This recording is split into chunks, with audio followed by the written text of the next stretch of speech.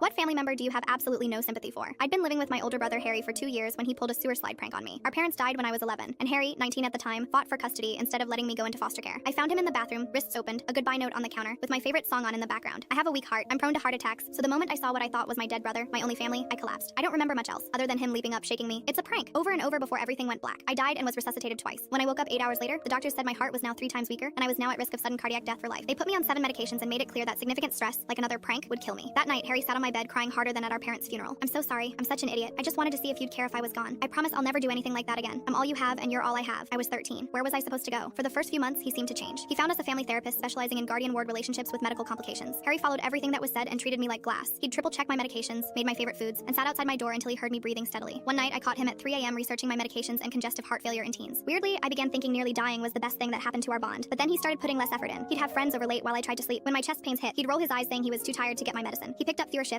saying I needed to learn independence and get a cash under the table job despite being 13. He began drinking because caring for me was stressing him out. Soon he was telling his friends I was exaggerating my condition for attention, using my heart as an excuse to be a dramatic teenager. I started locking myself in my room because he'd bang on the door yelling about how I couldn't even show gratitude after everything he sacrificed. He even started intentionally spiking my heart rate again. I'd come out of the bathroom to him jumping out going, "Boo!" When one of these scares ended with me on the floor clutching my chest, he laughed and said I was being dramatic. I had to crawl to get my medicine. After my heart rate thankfully stabilized, I knew I had to get out. I called our caseworker the next morning while he was at work. Within 24 hours, I was in emergency foster care. My foster parents, the Potters, threw themselves into my healing process. Mrs. Potter's nephew Andrew had a heart condition too, and he showed me the best ways to live a life as close to normal as possible. The Potters adopted me after a year, and my doctor said my heart was getting healthier in the stable environment. 4 years after the prank, I was 17 and thriving. I got a call from an unknown number. It was Harry, panicked and desperate. Thank God you answered. He'd assaulted his girlfriend's elderly father. The man called him out for showing up drunk to his daughter's birthday, and Harry punched him repeatedly in the stomach. There was security footage. They were pressing charges. Can you testify for me? Tell them what a good brother I was? I stayed silent. Remember how I took care of you after mom and dad died? I gave up everything. I just made a mistake. Still silent. I'll go to jail if you don't help. It'll be your fault. You already destroyed our family once. My jaw dropped. Our parents had died driving to pick me up from practice. I'd felt guilty about it all my life, and he was using it to gaslight me. That was when I responded. It's crazy how you still think consequences for your actions are other people's faults. This is different, he yelled. You were sick and you expected me to do everything and